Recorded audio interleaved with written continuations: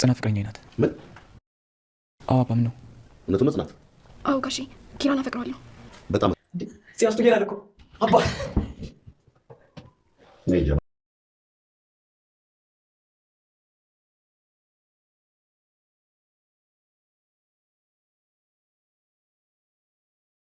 ጽናትና ኪራ ከስንት ጊዜና ከስንት ፈተና በኋላ ቤተሰብ ባይቀበለንስ እያሉ እየተጨነቁና እያሰቡ ነበር።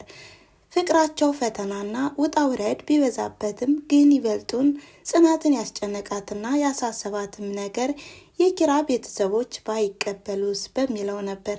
ታዲያ ዛሬ ላይ ግን ደስ በሚል ሁኔታ የኪራ አባት ሁሉንም ተቀብሏል ማለት ነው። ሰላም የተወደዳችሁና የተከበራችሁ የአስማረች ዩቱብ ተከታታዮች በያላችሁበት የዓለም ዳርቻ ሰላማችሁ ብዝት ትርፍ ይበልላችሁ እያልኩኝ ዛሬም በአዲስ ቪዲዮ መጥቻለሁ ማለት ነው። ይህም በጽናት ድራማ በክፍል 65 እንግዲህ እንደምታዩትና እንደምትመለከቱትም ጽናትና ኪራ በፍቅር ላይ እያሉም እንዲሁም የፍቅር ቃላትንም እየተለዋወጡም ሳለ ነበረ ድንገት እንግዲህ ያለ ኮሽታ ከች ያለው የኪራ አባት በጣም ደንግጠዋል በዚህ ላይ እና ኪራም ምንድነው እንዴት መጣህ አባዬ በሩንስ ማን ከፈተል በማለት ነበረ የመለሰለት። ታዲያ የኪራ አባትም ቤቴ መሆኑን እረሳው እንዴ በማለት ነበር የመለሰለት። ጽናትም በጣም ደንግጣ ወደ ክችን በመሄድ ለምሩ ትደውልላታለች። እምሩም በእናትሽ በዛሬ ተዋርጃለሁ ምሩዬ ትላታለች ጽናት። ታዲያ በዚህም እንግዲህ እረ በእናትሽ አትቀልጂ ነው ምልሽ ልንሳሳም ስንል እኮ ነው የደረሰብን ተዋረርኩኝ እያለችም ጽናት እያሰበችና እየተከዘችም ነበረ። ኪራም እንዲሁ አጥብቆም እየጠየቀውም ነበር እንዴት መጣህ ለምን መጣህ ሲለውም የኪራ አባትም ደግሞ ቤቴን ልትከለክለኝ ነው ወይ እንዴት ነው ምን ማለትህ ነው ሲል ነበር የመለሰለት። ጽናትም አሁንም በጣም እየተከዘችና እያሰበች ነው ወይ ውርደት እያለችም በዚህም በጣም ሀሳብ ገብታለች። ምን ሊል ይሆን አሁን ሲጠይቀኝ ምንድነው የምመልስለት እያለች ነው። እናም ኪራም ደግሞ እስኪ ጽናትን ምግብ ላምጣ አምጪ ልበላት ብሎም ወደ ክችን ይሄዳል። ወደ ክችን በሚሄድበት ሰዓትም ጽናት እየተከዘችና እያዘነችም ነው። ታዲያ በዚህም አባዬ መስሎሽ ነው አይደል ይላታል። አይ እኔ እኮ ደንግጫለሁ በዛውም እኮ ልንሳሳም ስንል እኮ ነው የደረሰ በማለትም ትመልሳለች። ፍርሃትሽ እኮ ይገባኛል በማለት ይመልስላታል። ጽናትም ምን አለህ እያለችም ስትርበተበትም አሁንም ኪራ ቤሎ ለመምረጥ ነው ሲልም አሁንም ሳቅና ጨዋታውንም እየጨማመረም ፈገግ ያደርጋታል። በዚህም ብቻውን ጥላው መጣ ቢያንስ ሄድለት በማለትም ትነግረዋለች። ታዲያ እንዳሳሰባትና እንዲሁም እንዳስጨነቃትም ኪራ ይመለከታት ነበር። በሌላ በኩል ደግሞ ሰናይት ለምሩና ለጽናትም ትደውላለች። ስደውልም ጽናት ስልክ አታነሳላትም። አይ አዲስ ጎጆ እኮ ነው ለነገሩ እያለችም ድጋሚ ለእምሩ ትደውልላታለች። እምሩም እንደዛውም አታነሳም። ለነገሩ ብታነሽ ነበር የሚገርመኝ እያለችም አሁንም ሰናይት እየቀናች ነው። ለእኔ ደግሞ ምን አይነት ፍቅረኛ ይሰጠኝ ይሆን እንደዚህ ስጎዳና ሳዝንም ከጎን የሆኖ የማይከዳኝ ወዳጅና አፍቃሪ ይሰጠኝ ይሆን እያለች ነው። የኪራ አባትም ለባለቤቱ በመደወልም ከዚህ በኋላ ኪራ ከዚህ በላይ መጎዳት የለበትም እውነታውንም መናገር ይኖርብናል ማወቅ ይኖርበታል እያለ ነው። ታዲያ በዚህም አንቺ ያልሽኝም በሙሉ አደረኩኝ የሆነ ነገር ከመሆንሽ በፊት መስማት ይኖርበታል እያለም እየተናገረ ነው። ታዲያ በዚህም ስልኩንም ሊዘጋውም ሲል ኪራ ይመጣል። ምንድነው የምሰማው ምንድነው ማወቅ ያለብኝ በማለትም አፋጦ ይጠይቀዋል። ምንድነው ኪራ ማለት አንተ ብቻ ነህ እንዴ ሌላም ኪራ አለኮ በማለትም አሁንም ይመልስለታል። ጽናት አሁን ላይ የድሮ ክፍሏን እያነጣጠፈች ነው። በዚህ ላይም ኪራ ይሄድና ምን እያደረግሽ ነው ይላታል። ፍራሽን እያነጠፍኩ ነው እንጂ ትለዋለች። እንዴ ከዚህ ለምንድን ነው ሲላትም ላስታውስ ትፈልጋለህ አባዬ እኮ መጥቷል ጋሽ መጥቷል ስለዚህ በቃ ከዚህ ነው ማድር በማለትም ትነግረዋለች። ኪራም እኔ እኮ ይበርደኛል ለምን ጥለሽኝ እያለም ይነግራታል። ታዲያ በዚህም እባክህን እኔ ጋሽ እንዲያዝንብኝ አልፈልግም በማለትም ትናገራለች። የኪራ አባትም ይፈልገዋል ቻርጀር ፈልጌ እያለም ከክፍሉ ቢሄድም ያጣዋል። ከሁሉም ቦታ ቢሄድም ሲያጣው ይሄ ልጅ የት ሄደ ነው የሚባለው? ሻወር ቤት የለም፣ ሳሎን የለም፣ ከክፍሉም የለ እያለ እያሰበና እየተጨነቀ ነው። ታዲያ ኪራም ወደ ሳሎን በሚሄድበት ሰዓትም የት ሄደ ነው ይለዋል። ነበርኩ እኮ ከክፍሌ በማለትም ይመልስለታል። ታዲያ የኪራ አባት እንዴ አረጀው ልበልህ እንዴ? አረ እንደዚህማ አትሁን። ምን ይላል መሰለ ኬብሮም ልጄ ሰው ሊዋሽ ሲጀምር ማጅራቱንና አፍንጫውን ያሻሻላሉ በማለትም በምሳሌው አነጋገር ይነግረዋል። በዚህም ብዙ ነገር እያደረገና እንዲሁም ከጽናት ያለውን ግንኙነትም እያወቀ መጥቷል። የኪራ አባት እስካሁን የት ሄጄ ነው በቤቴ እንደዚህ አይነት ነገር ድርጊት ሲደረግ እያለም እያሰበ ነው። ነገሩ ሁኔታው ግልጽልጽ አድርጎ ባይናገርም ሁኔታው ግን እየነገረው ነው። በመቀጠልም እምሩና ጽናት ጁስ ቤት ተገናኝተዋል። በዚህም እያሰበችና እየተከዘችም ስለሆነ እምሩ ወደ ራስሽ ተመለሽ፣ እውነታውን መናገር ይኖርብሻል እያለች ነው። ጽናት ደግሞ አሁንስ በጣም እየጨነቀኝ ነው እያለች ነው። እናም አሁን ላይ ኪራ የእናቱን ህመም ሲሰማም እኔን ያኮርፈኛል ምን ላድርግ እያለች ነው። ታዲያ እምሩም አዎ መናገር ይኖርብናል እናቴን ሳላስታምማት ነው የሚለው እያለች ትነግራታለች። ጽናትም እኔ የማደርገው ነገር ጠፋብኝ፣ ነገር ግን ፍቅሬ እንደዚህ ሲሆን ደግሞ በቃ እያለች ነው። እምሩም ደግሞ እንደ ስምሽ ኑሪ፣ ከዚህ በኋላ ፍቅርሽንም ማስቀደም ይኖርብሻል እያለቻት ነው። በሌላ በኩል ጽናት ወደ ጋሸም ትመጣለች። ታዲያ ጋሼ መታሃል እንዴ ስትለውም አዎ እንዴት ነሽ ተቀመጪ በማለትም ያናግራታል። በዚህም ጽናት ምን ሊላይ ነው ብላ ደንግጣለች።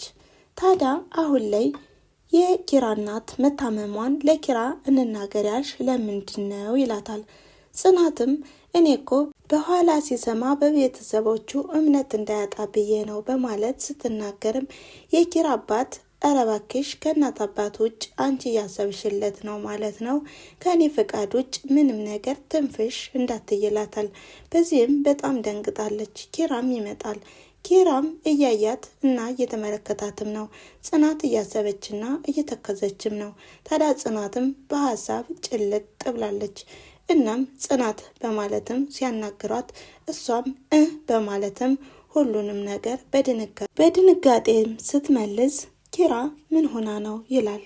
ታዲያ ጽናትም ወደ ክችን ነበር የሄደችው። ኪራም አባቱን ጠየቀው። ጽናት ምን ሆና ነው በሰላም ነው ሲልም ታዲያ የኪራ አባትም እኔ አንተን ልጠይቅ እንጂ ከዚህ ቤት ያላችሁ አንተና እሷ ናችሁ፣ ስለዚህ ለምንድን ነው እኔን የምትጠይቀኝ ይለዋል። በዚህም በጣም ተጨንቆና አስቦም ወደ ክችን ይሄዳል።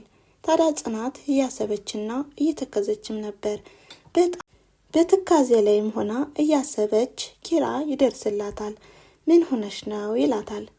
አይ ምንም አልሆንኩኝ፣ ዝም ብለህ እቀፈኝ ትለዋለች። የተፈጠረ ችግር አለ በማለትም ይጠይቃታል። እሷም አረ የለም በማለትም ይተቃቀፋሉ። ታዲያ ጽናትም የሆነ አንድ ቃል ግባልኝ ትለዋለች።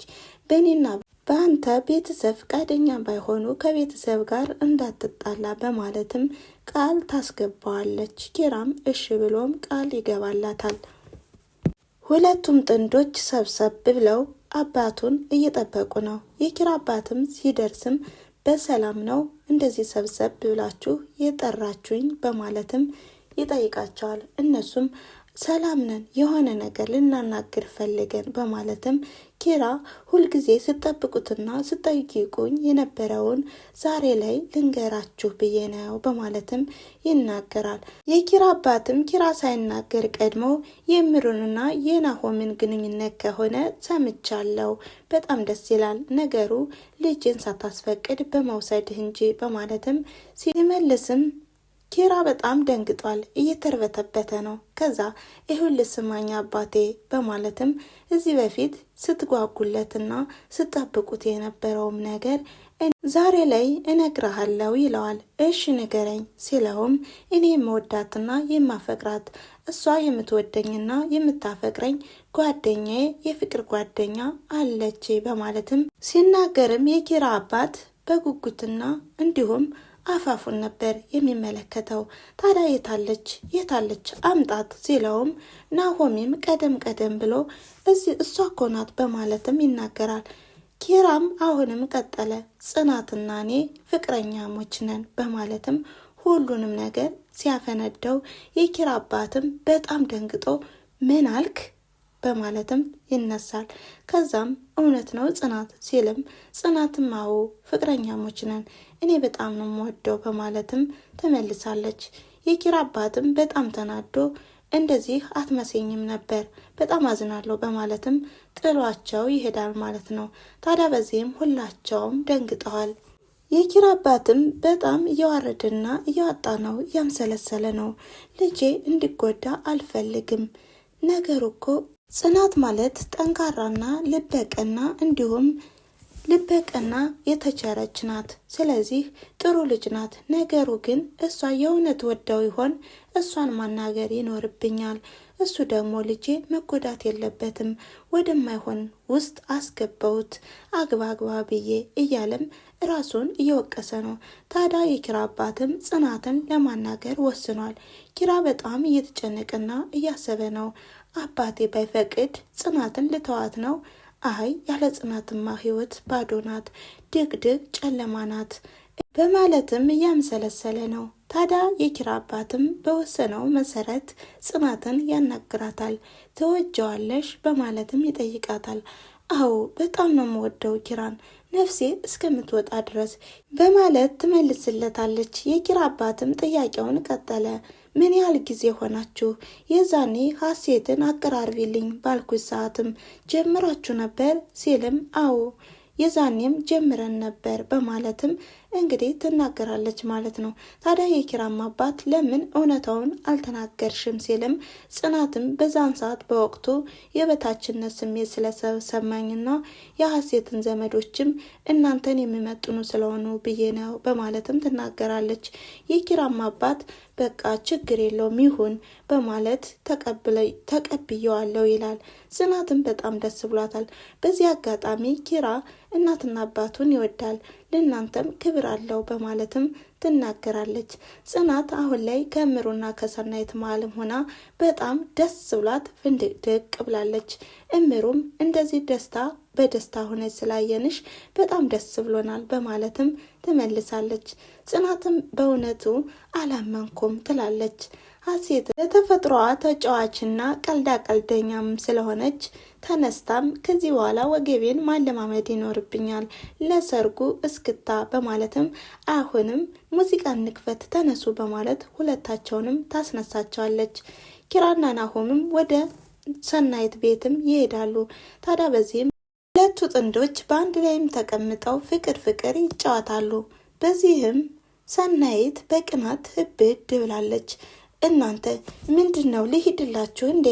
እኔማ ይሄንንም መቋቋም አልችልም፣ ለአንድ ቀን ቢሆንም መከራየት አለብኝ በማለትም አሁንም በቃ ይዤው ልምጣ በማለት ወደ መኝታ ክፍል ትሄዳለች። እንግዲህ እሷ በጨዋታዋና በቀልዷ መካከል አሁንም ወደ መኝታ ቤት በመሄድም ትራሱን ይዛ ትመጣና የኔ ባል በማለትም ሁላቸውንም ሳቅ በሳቅ ታደርጋቸዋለች። ኪራ አሁን ላይ በጣም ደስ ብሎታል። ካፌ ላይም ሆኖ በፈገግታም ናሆሜን እየጠበቀው ነው። ናሆሜም እንግዲህ የፀሐይ መነጽር በመያዝም የፀሐይ መነጽሩንም ይለብሳል። አንተ ምንድን ነው የህንድ ጋርድ መሰልክ ሲለውም ይሄ ፊትህ እኮ እንዳያንጸባርቀኝ ብዬ ነው። ከዚህ በፊት እየተከዝክና እያዘንክ ነበር፣ ዛሬ ላይ ግን በጣም ታንጸባርቃለህ፣ ፊትህ እያበራ ነው ይለዋል።